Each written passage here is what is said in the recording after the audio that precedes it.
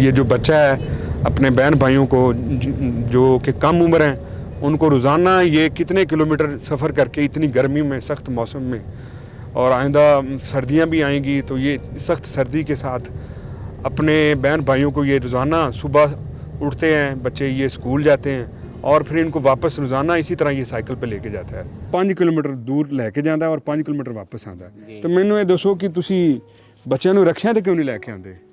रखे जी नहीं अपना ये माड़े बंदे 2-3 हज़ार रुपया किराया मंगने महीने के बच्चे हैं। अच्छा। पढ़ाया जाता। बिस्मिल्लाहिर्रहमानिर्रहीम, अस्सलाम वालेकुम।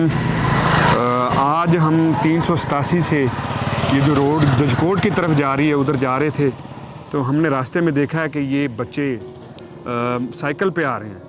तो मुझे लगता है कि ये तीनों बहन भाई हैं, तो इनसे पूछते हैं कि ये कहाँ से आ रहे हैं और किधर जा रहे हैं।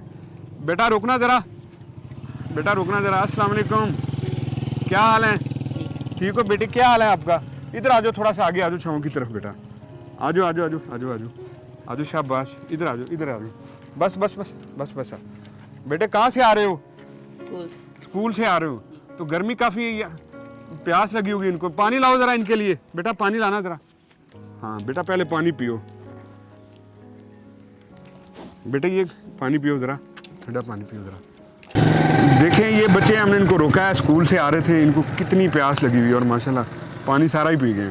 क्या नाम है बेटा आपका? अली अरसलान। कौन सी क्लास में पढ़ते हो? 4 में पढ़ते हो। ये आपका क्या लगता है? भाई। आपका बेटा क्या नाम है? रमज़ान। बेटे कहाँ से आ रहे हो और किधर जा रहे हो? स्कूल से आ रहे हैं, घर जा रहे हैं। घर जा रहे हो। आपके ये बहन भाई हैं? हाँ जी। सबसे बड़े हो आप? हाँ जी। कितने बहन भाई हैं आप? हम 4 बहन भाई, मेरी बड़ी बहन की शादी होगी। अच्छा, तो ये आप का स्कूल कितनी दूर है बेटा? कम 2 किलोमीटर। 2 किलोमीटर दूर है। तो आपके अब्बू क्या करते हैं? मेरे अब्बू मेहनत मजदूरी करते हैं। मेहनत मजदूरी करते हैं। क्या काम क्या करते हैं? मिस्त्रियों के साथ। मिस्त्रियों का काम करते हैं। तो आप रोजाना साइकिल पे जाते हो, इन बहन भाइयों को लेके आते हो? हाँ जी। अच्छा, तो कितनी दूर आपको पड़ता है ये आना जाना रोजाना? 2 किलोमीटर। 2 किलोमीटर बनता है। मैं देख रहा हूँ आपके पास साइकिल भी ज़्यादा नई नहीं, पुरानी सी साइकिल है, लेकिन ठीक है, बेहतर है। और आप अपने बहन भाइयों को लेके आ रहे थे, तो मुझे बड़ा अच्छा लगा। मैंने कहा इनसे रोक के बात करते हैं। तो बेटे मुझे ये बताओ कि आप बड़े को क्या बनना चाहोगे? बड़े होकर फौज में जाना चाह रहे हो। तो आपने मेहनत कर रही है ना, तो आप माशाल्लाह देखो अपने बहन भाइयों को पढ़ा भी रहे हो। बेटा मुझे लगता है आपके जो अब्बू हैं वो तो मजदूरी करते हैं जी। तो मजदूरी करने वाले जो हैं उनके तो इतने हालात अच्छे नहीं होते जी। और अगर हम आपको आपकी फैमिली के लिए तो थोड़ा सा सामान राशन का दें तो आप लेके चले जाओगे?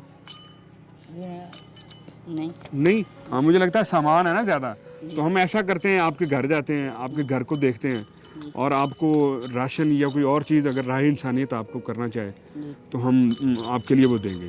तो चलो हम चलते हैं फिर आपकी तरफ और देखते हैं फिर आपके लिए क्या करना है। ठीक है?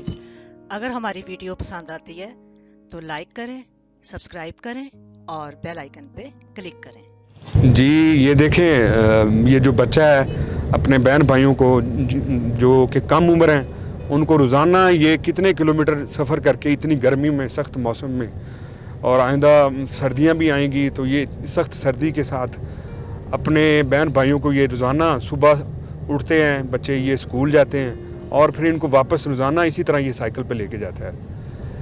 और अभी हम जा रहे हैं इनके घर की तरफ और देखते हैं कि इनके घर के हालात किस तरह के हैं और हम देखेंगे राह इंसानियत की तरफ से इनके लिए, इन बच्चों के लिए, इनके वालिदैन के लिए क्या कर सकते हैं।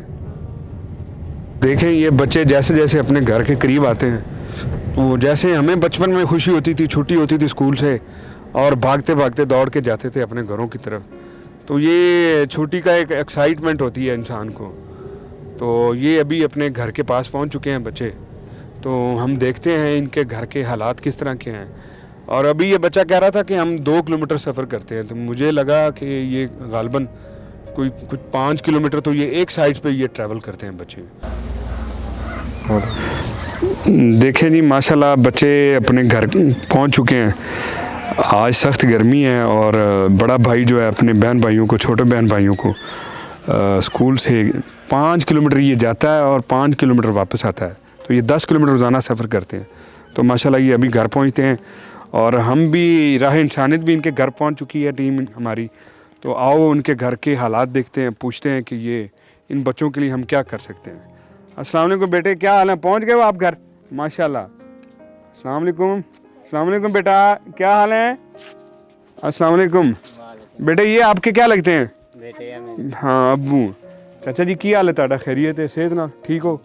अच्छा मैंने दसो भी की काम करते हो? या मजदूरी मिस्त्री ਮਜ਼ਦੂਰੀ ਕਰਦੇ ਹੋ ਤੇ ਅੱਜ ਲੱਗਦਾ ਜਿਸ ਤਰ੍ਹਾਂ ਇੱਥੇ ਹੀ ਕੰਮ ਕਿੱਧਰ ਲੱਗੇ ਹੋ? ਇੱਥੇ ਨੇੜੇ ਲੱਗੇ ਪਾਣੀ ਪੀ ਨੇੜੇ ਕੰਮ ਕਰਦੇ ਹੋ ਤੇ ਕਿੰਨੀ ਦਿਹਾੜੀ ਰੋਜ਼ਾਨਾ ਕਮਾ ਲੈਂਦੇ ਹੋ?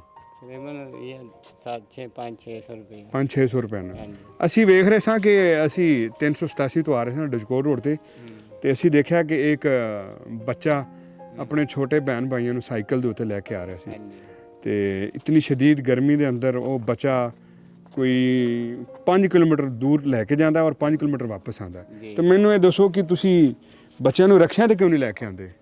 ਦੇਖੇ ਜੀ ਨਹੀਂ ਆਪਣਾ ਜੇ ਮਾੜੇ ਬੰਦੇ 2-3000 ਰੁਪਏ ਕਿਰਾਇਆ ਮੰਗਦੇ ਮਹੀਨੇ ਦੇ ਬੱਚੇ ਹੈ ਅੱਛਾ। ਆਪਣਾ ਜਾਂਦਾ ਮੈਂ ਗਰੀਬ ਆਦਮੀ ਹੈ ਅੱਛਾ ਇਹ ਬੱਚੇ ਦੇਖੋ ਨਾ, ਗਰਮੀ ਹੈ, ਪਿਆਸ ਲੱਗਦੀ ਹੈ ਨਾ ਬੱਚਿਆਂ ਨੂੰ। ਜੀ ਇਹਨਾਂ ਦੇ ਕੋਲ ਯੂਨੀਫਾਰਮ ਜੁੱਤੀ ਦੇਖੋ ਤੁਸੀਂ, ਸ਼ੂਜ਼ ਨਹੀਂ ਹੈ ਜੀ ਇਹਨਾਂ ਕੋਲ, ਇਹਨਾਂ ਨੇ ਜੁਰਾਬਾਂ ਨਹੀਂ ਪਾਈਆਂ। ਇਹ ਬੱਚੇ ਦੇ ਸ਼ੂਜ਼ ਦੇਖੋ ਤੁਸੀਂ, ਇਹ ਬੱਚੇ ਦੀ ਜੁੱਤੀ ਸਾਰੀ ਫਟੀ ਹੋਈ ਹੈ ਔਰ ਇਹ ਦੇਖੋ ਗਰਮੀ ਨਾਲ ਪਸੀਨਾ ਨਾਲ ਇਹਦੇ ਹਾਲ ਦੇਖੋ ਤੁਸੀਂ। ਇਹ ਬੱਚਾ ਬੜੀ ਹਿੰਮਤ ਕਰਕੇ ਤੁਸੀਂ ਦੇਖੋ ਵੀ ਇਹ ਬੱਚਾ ਆਪਣੇ ਭੈਣ ਭਾਈਆਂ ਨੂੰ ਲੈ ਕੇ ਆਉਂਦਾ। ਅਸੀਂ ਇਹਨਾਂ ਨੂੰ ਦੇਖਿਆ ਔਰ ਅਸੀਂ ਕਿਹਾ ਕਿ ਚਲੋ ਜਾ ਕੇ ਦੇਖਨੇ ਕਿ ਇਹਨਾਂ ਦੇ ਮਾਲੀ ਹਾਲਾਤ ਕਿਹੋ ਜਿਹੇ ਨੇ ਤੇ ਅਸੀਂ ਪਹੁੰਚੇ ਹਾਂ। ਤੇ ਮੈਨੂੰ ਇਹ ਦੱਸੋ ਵੀ ਤੁਸੀਂ ਆਪਣੇ ਬੱਚਿਆਂ ਵਾਸਤੇ ਕੀ ਕਰਨਾ ਚਾਹ ਰਹੇ ਹੋ? ਉਹਦਾ ਕੋਈ ਨਾ ਕੋਈ ਚੀਜ਼ ਮਿਲਣਾ ਚਾਹੇ ਵੀ ਚਲੋ ਸਕੂਲ ਨਾ ਜਾਣ ਤੇ ਸਕੂਲ ਨਾਲ ਆਉਣ। ਤੇ ਵੈਸੇ ਕਿੰਨੀ ਕੁ ਦਿਹਾੜੀ? 700 ਰੁਪਏ ਰੋਜ਼ਾਨਾ ਲੈਂਦੇ ਹੋ? ਹਾਂਜੀ 700 ਰੁਪਏ ਨਾਲ ਗੁਜ਼ਾਰਾ ਹੋ ਜਾਂਦਾ? ਮੈਨੂੰ ਦੱਸੋ। ਨਹੀਂ ਇੱਕ ਲੱਗਾ ਹੋ ਜਾਣੀ ਹੁੰਦਾ ਅੱਛਾ ਹਾਂਜੀ ਤੇ ਕਿਸ ਤਰ੍ਹਾਂ ਫਿਰ ਗੁਜ਼ਾਰਾ ਕਰ ਰਹੇ ਹੋ? ਬਾਜੀ ਬਸ ਜਿੱਕੇ ਨੇ 2 ਲੱਗ ਗਈਆਂ ਤੇ ਕੋਈ ਘਰ ਦਾ ਮਾੜਾ ਜਿਹਾ ਰਾਸ਼ਨ ਲੈ ਆਉਂਦਾ।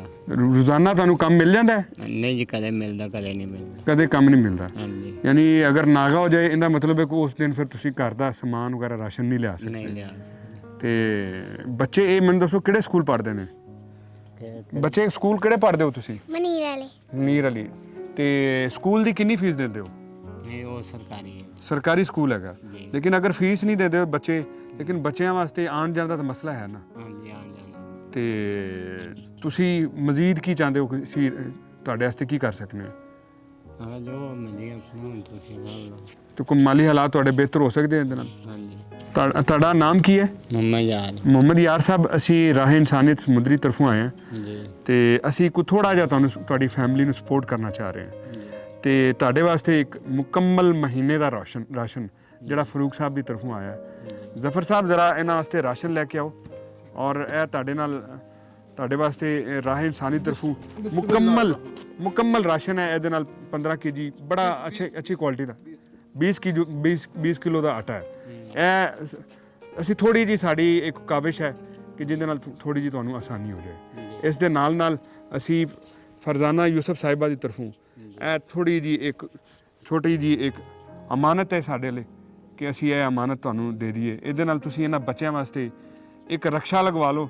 ਕਮ ਅਜ਼ ਕਮ ਇਹ ਕੋਈ 6 ਮਾਹ ਬੱਚੇ ਜਿਹੜੇ ਨੇ ਇਹ ਇਨਸ਼ਾਅੱਲਾ ਰਕਸ਼ੇ ਤੇ ਜਾਣ, ਇਹ ਸਾਈਕਲ ਤੇ ਇਹਨਾਂ ਰੋਜ਼ਾਨਾ ਸਫ਼ਰ ਕਰਦੇ ਨੇ। ਇਸ ਤੋਂ ਬਾਅਦ ਮਜ਼ੀਦ ਇਨਸ਼ਾਅੱਲਾ ਅਸੀਂ ਆਵਾਂਗੇ ਤੁਹਾਡੇ ਕੋਲ ਔਰ ਮਜ਼ੀਦ ਤੁਹਾਨੂੰ ਮਾਲੀ ਸਪੋਰਟ ਜਿਹੜੀ ਹੈ ਰਾਹ ਇਨਸਾਨੀ ਤਰਫੋਂ ਕਰਾਂਗੇ। ਤੇ ਮੈਨੂੰ ਜ਼ਰਾ ਇਹ ਦੋਨਾਂ ਹੱਥਾਂ ਨੂੰ ਪਕੜੋ ਨਾ ਜ਼ਰਾ ਤੇ ਮੈਨੂੰ ਇਹ ਦੱਸੋ ਮੁਹੰਮਦ ਯਾਰ ਸਾਹਿਬ, ਇਹ ਕਿੰਨੇ ਪੈਸੇ ਕਿੰਨੇ ਨੇ? ਇਹ ਤਾਂ ਹੁਣ ਤੁਸੀਂ ਜਾਣਦੇ ਕਿੰਨੇ ਮੈਂ ਕਰਾਂਗੀ ਨਹੀਂ। ਦੇਖੋ ਜੀ ਮਜ਼ਦੂਰ ਆਦਮੀ ਜਿਹੜਾ ਆਪਣੇ ਬੱਚਿਆਂ ਵਾਸਤੇ ਰੋਜ਼ਾਨਾ ਘਰੋਂ ਨਿਕਲਦਾ ਹੈ ਔਰ ਜਿਹਦੀ 700-800 ਰੁਪਏ ਦਿਹਾੜੀ ਹੈ ਔਰ ਸ਼ਾਇਦ ਗਾਲਬਨ ਮਹੀਨੇ ਦੇ ਅੰਦਰ ਕੁਝ ਦਿਨ ਐਸੇ ਹੋਣਗੇ ਜਦੋਂ ਕੋਈ ਇਹਨਾਂ ਨੂੰ ਕੰਮ ਵੀ ਨਹੀਂ ਮਿਲਦਾ ਤੇ ਇਹ ਇੰਨੀ ਅਮਾਊਂਟ ਇਹ ਬਹੁਤ ਘੱਟ ਦੇਖਦੇ ਨੇ। ਇਹ ਮੁਹੰਮਦ ਯਾਰ ਸਾਹਿਬ ਇਹ 10,000 ਰੁਪਏ ਤੁਹਾਡੇ ਵਾਸਤੇ, ਇਹ ਫਰਜ਼ਾਨਾ ਯੂਸਫ ਸਾਹਿਬਾ ਦੀ ਤਰਫੋਂ ਹੈ। ਤੁਸੀਂ ਦੁਆ ਕਰੋ ਉਹਨਾਂ ਵਾਸਤੇ ਜਿਨ੍ਹਾਂ ਨੇ ਭੇਜਿਆ ਔਰ ਦੁਆ ਕਰੋ ਬਾਜੀ ਤਾਰਾ ਵਾਸਤੇ, ਰਾਹ ਇਨਸਾਨੀਅਤ ਵਾਸਤੇ ਜਿਹੜੇ ਤੁਹਾਡੇ ਵਾਸਤੇ ਇਸ ਮਦਦ ਦਾ ਜ਼ਰੀਆ ਬਣੇ ਨੇ। ਔਰ ਅਸੀਂ ਸਮਝਦੇ ਹਾਂ ਕਿ ਇਹ ਛੋਟੀ ਜਿਹੀ ਸਾਡੀ ਕਾਵਿਸ਼ ਦੀ ਵਜ੍ਹਾ ਤੋਂ ਇਹ ਬੱਚੇ ਅਗਰ ਰਕਸ਼ੇ ਤੇ ਜਾਣ ਤੇ ਰਕਸ਼ੇ ਤੇ ਵਾਪਸ ਆਉਣ ਤੇ ਇਹਨਾਂ ਵਾਸਤੇ ਆਸਾਨੀ ਹੋ ਜਾਏਗੀ। ਸਾਨੂੰ ਦੁਆਵਾਂ 'ਚ ਯਾਦ ਰੱਖਿਆ ਜੀ। ਬਹੁਤ ਸ਼ੁਕਰੀਆ ਜੀ।